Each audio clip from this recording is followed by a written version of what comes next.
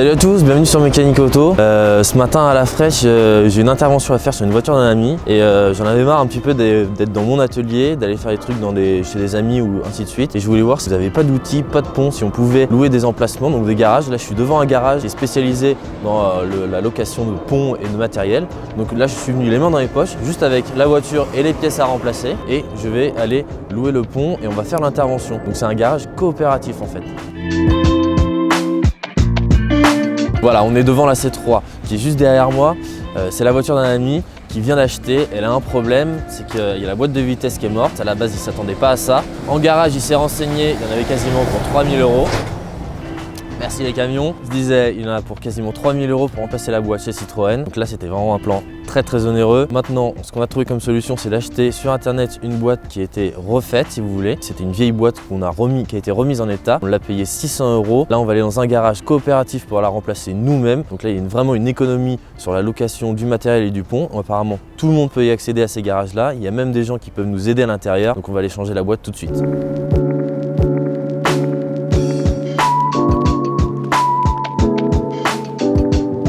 Allez, c'est parti. On installe la voiture sur le pont.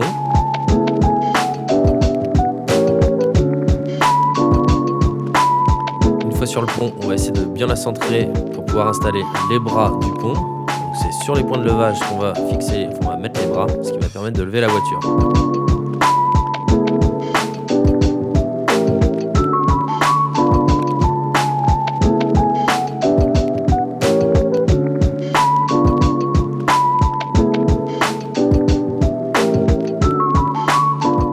Pour le remplacement d'une boîte de vitesse, il y a pas mal de choses à démonter. On va déjà commencer par enlever les enjoliveurs parce qu'il va falloir retirer les roues. Parce que vous allez voir qu'il va falloir enlever les cardans ou les arbres de transmission.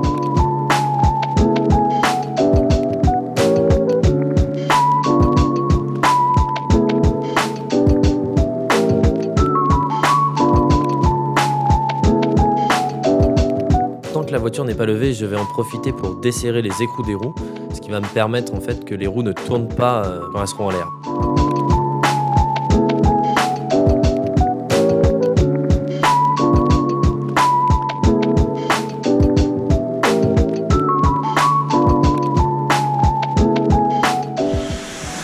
Bon, en fait, là je vais pas utiliser le clé à choc pour démonter. Du coup, tant que les roues sont au sol, je commence à desserrer les écrous de cardan.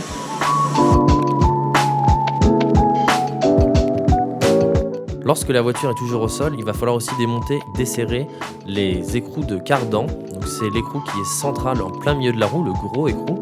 N'hésitez pas, et c'est souvent serré très fort, donc il va falloir y aller un bon coup sec.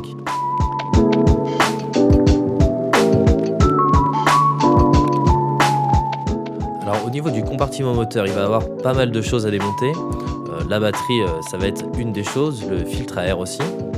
Ensuite, il va y avoir en fait à l'emplacement de la batterie un bac qui la maintenait, et à cet endroit-là, il y a un petit calculateur, en fait, c'est celui de la direction assistée. Il va falloir que je déconnecte, que je le retire, et après que je retire ce bac noir, donc le bac de batterie.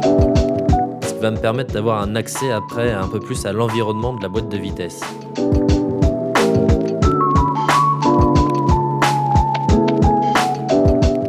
Une fois le bac à batterie retiré, on va avoir une meilleure visibilité sur la fameuse boîte de vitesse.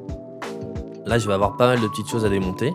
Dans un premier temps, il va falloir déconnecter le contacteur de marche arrière. Après, je vais avoir le câble de masse de la batterie qui était connecté à la boîte de vitesse, qu'il va falloir retirer. Et après, la tringlerie, donc ce qui permet le passage des vitesses.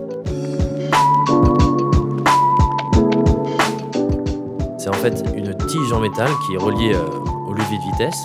Donc quand je l'actionne, ça va répéter un mouvement dans l'habitacle.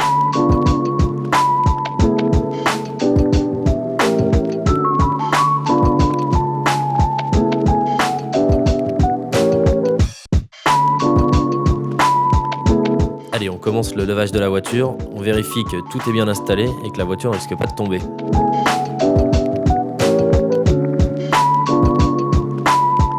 Alors là, on a un petit peu de difficulté et effectivement, on a le pont qui est très fatigué.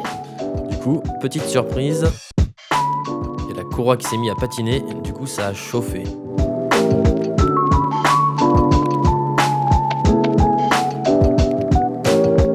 En dessous, il va y avoir aussi pas mal de démontage.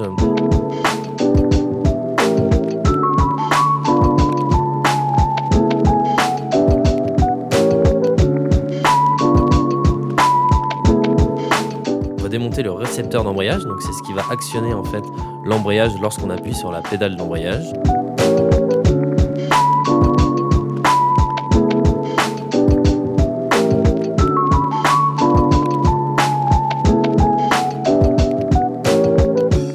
Ce récepteur d'embrayage est en fait un piston avec de l'hydraulique qui en fait des va-et-vient lorsqu'on appuie sur la pédale d'embrayage. Comme il est accroché à la boîte de vitesse, on va le mettre de côté, histoire qu'il ne nous gêne pas pour le démontage de la boîte. Alors, tout à l'heure on a desserré les écrous de cardan, maintenant il va falloir les retirer. Pour cela il faut déboîter les triangles de suspension du moyeu. Donc j'ai pris une grande barre pour faire levier. Alors celui-là a eu un petit peu de mal à sortir. Encore, c'est pas le plus grave. Moi j'ai déjà passé plusieurs heures rien qu'à vouloir démonter ça. Il faudra faire l'opération des deux côtés. Avant d'enlever les cardans, il va falloir vidanger la boîte de vitesse parce qu'elle est pleine d'huile. Ça évitera d'en mettre partout. Mais bon, même en voulant faire bien, des fois on en met partout.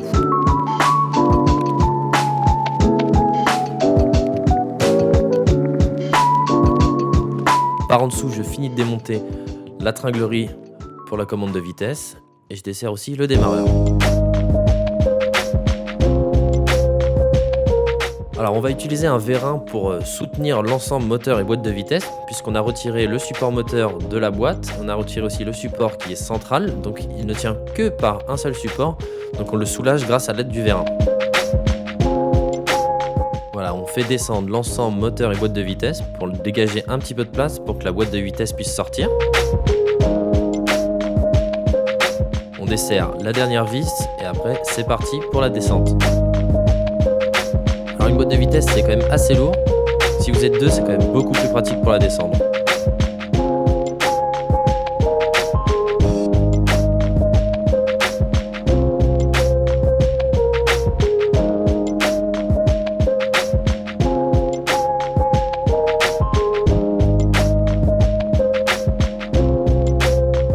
Alors sur la vieille boîte de vitesse, il va falloir récupérer pas mal d'éléments, notamment la fourchette d'embrayage et installer la butée d'embrayage. C'est ce qui permet en fait d'actionner l'embrayage lorsqu'on appuie sur la pédale d'embrayage.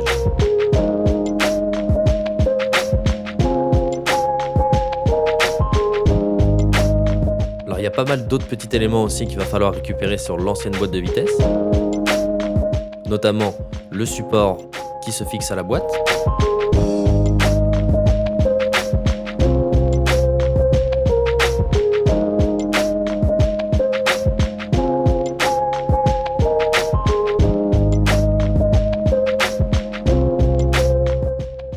Je ne vais pas avoir que ça à récupérer. Il va aussi avoir le contacteur de marche arrière. C'est en fait un interrupteur qui est actionné lorsqu'on déplace la tringlerie. Donc, les engrenages de la boîte de vitesse bougent et viennent actionner ce petit contacteur qui allumera les feux de recul.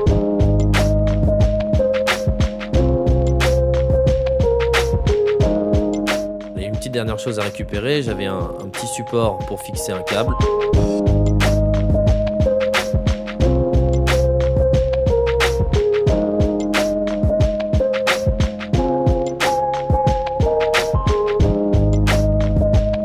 Voici le nouvel embrayage. Alors comme on a démonté la boîte de vitesse, c'est un gros chantier, on en profite pour mettre un embrayage neuf. Pour démonter l'ancien embrayage, rien de plus simple. Il y a 6 vis autour, on les dévisse les unes après les autres et on le retire. En le retirant, regardez bien le sens dans lequel il est pour pas avoir de problème au remontage.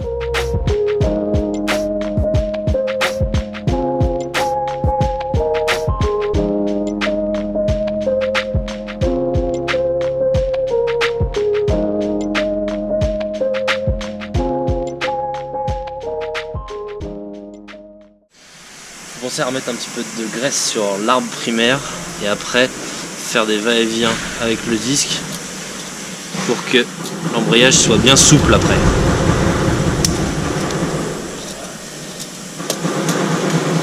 Et enlever l'excédent de graisse après. Répétez l'opération plusieurs fois. Allez, on attaque le remontage de l'embrayage neuf. Pour ça, il va falloir utiliser le petit centreur qui est fourni avec l'embrayage neuf la plupart du temps. Ça évite qu'en fait la boîte après ait des difficultés à rentrer lorsqu'on va la remettre. En ce qui concerne le serrage, on va resserrer les 6 vis les unes après les autres. Allez-y doucement et faites un serrage en croix, ça permet d'avoir un bon serrage de façon uniforme.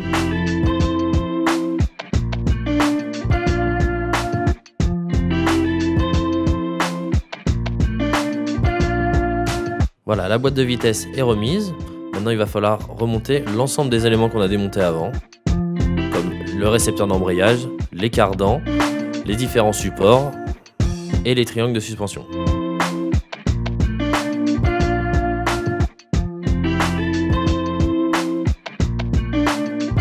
Nous avons vidangé l'ancienne boîte de vitesse. Dans ce cas, il va falloir mettre de l'huile neuve dans la nouvelle.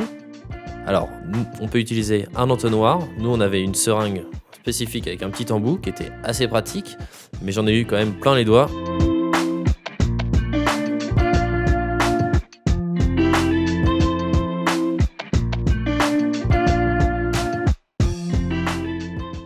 Alors pour résumer un petit peu notre intervention, on a acheté une boîte de vitesse reconditionnée, donc refaite à neuf. L'intérieur a été totalement refait, les roulements, les arbres ont été vérifiés, les joints ont été changés et tout ça. Donc là on a une boîte qui était vraiment de qualité. On aurait pu trouver moins cher en la prenant carrément d'occasion, sauf qu'on ne connaît pas exactement comment elle a été entretenue, si elle a été maltraitée ou pas.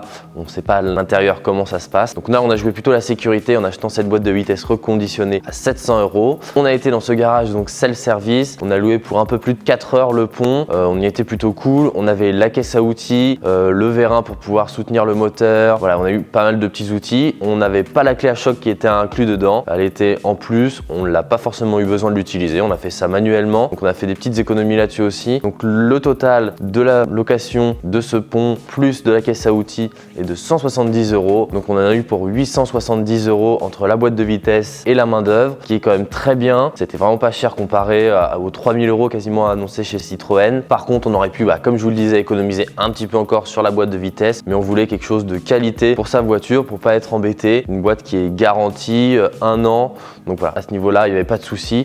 L'huile était comprise dedans, donc on n'a pas eu besoin d'arracher l'huile, c'était vendu avec la boîte de vitesse. Voilà, le package, je trouve, qui est quand même vraiment très intéressant. Pour conclure un petit peu sur son self-garage, vraiment très bien, on a été très bien accueillis.